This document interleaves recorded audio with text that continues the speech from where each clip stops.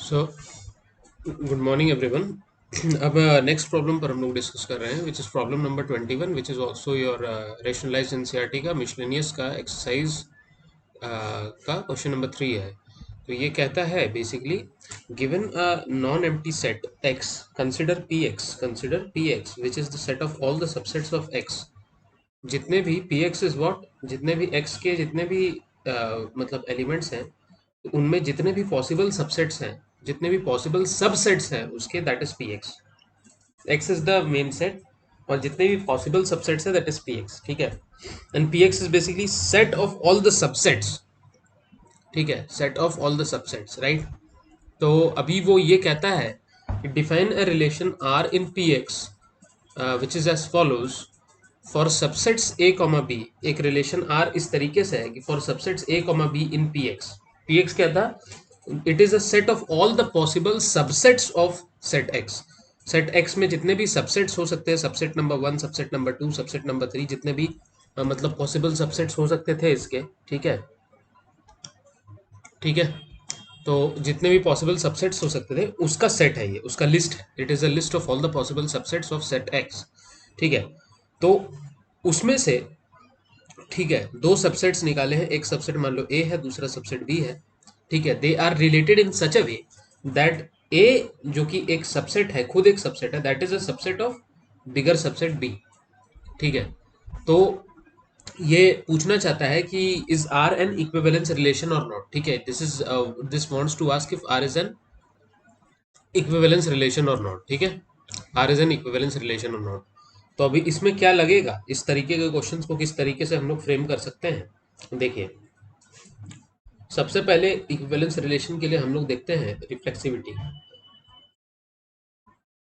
तो क्या ए जो सेट ए है, क्या वो अपना खुद का सबसेट हो सकता है? Yes, because every set every set is a is a subset of itself। तो रिफ्लेक्सिव तो ये है, देयरफॉर इट इज रिफ्लेक्सिव। आप इस तरीके से इसको लिख लेंगे। ठीक है भाई, राइट। दूसरा आपका है symmetricity. Symmetricity, if a set a is a subset of b, then it does not, जैसे लिखेंगे, डज नॉट नेसेसरली इम्प्लाई।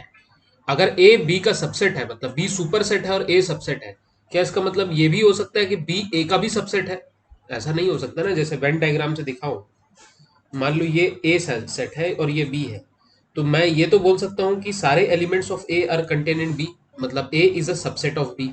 लेकिन उल्टा बोल सकता हूँ कि B is also subset of A, नहीं, बिकॉज बी में बहुत सारे एलिमेंट्स है जो ए का पार्ट नहीं है, वो ये सारे एलिमेंट्स है। ठीक है। तो तो हम इसमें ऐसा लिखेंगे, it does not necessarily imply that B will be subset of A, therefore this relation is not symmetric. This therefore this relation is not symmetric। अब देखिए, आपको ऑलमोस्ट प्रॉब्लम तो सॉल्व हो ही चुका है। इक्विवेलेंस रिलेशन के लिए दोनों चीजें होनी चाहिए थी, सिमेट्रिसिटी भी होनी चाहिए थी और रिफ्लेक्सिविटी भी होनी चाहिए थी और ट्रांजिटिविटी भी होनी चाहिए थी। लेकिन रिफ्लेक्सिविटी तो है लेकिन सिमेट्रिसिटी नहीं है, तो वो खत्म है। Relation is over, over and out. ठीक है। तीसरा देखते हैं ट्रांजिटिविटी।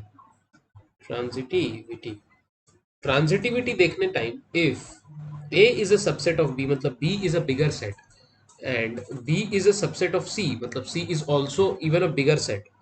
ठीक है, C is also a bigger set than B. तो वो कुछ इस टाइप का, मतलब वेन डायग्राम में दिखाऊं तो एक ये आपका ए हो गया, ये बी हो गया, ये ए हो गया, ये सी हो गया। ठीक है, this is basically your A set, this is your B set and this is your C set.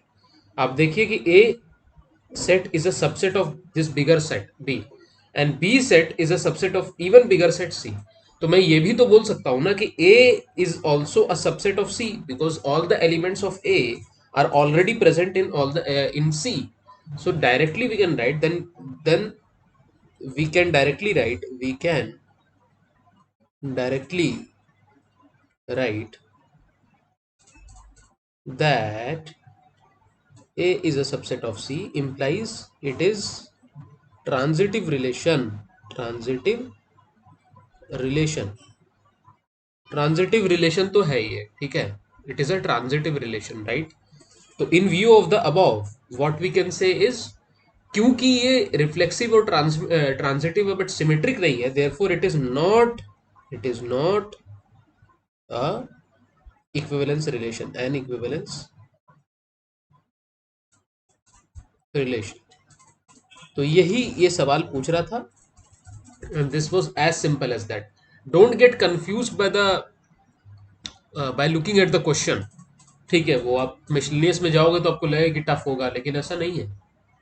आप इसका लैंग्वेज समझेंगे, हो सकता है ये आपको थोड़ा सा कंफ्यूजिंग लगे, लेकिन अगर आप डायग्राम रफ में ड्रॉ कर लेंगे तो आपको समझ में आ जाएगा, ठीक है, रफली। एंड सेकेंडली, इसको पढ़ेंगे और हमेशा इक्विवेलेंस रिलेशन जब भी पूछे तो हमेशा तीन चीजें दिमाग में आ जानी चाहिए कि रिफ्लेक्सिविटी, सिमेट्रिसिटी और ट्रांजिटिविटी मेरे को चेक करना है, दैट्स इट, बस बात खत्म। किसी भी कंडीशन का आ जाए, मेरे को इसी तरीके से प्रॉब्लम को सॉल्व करना है, ठीक है ना।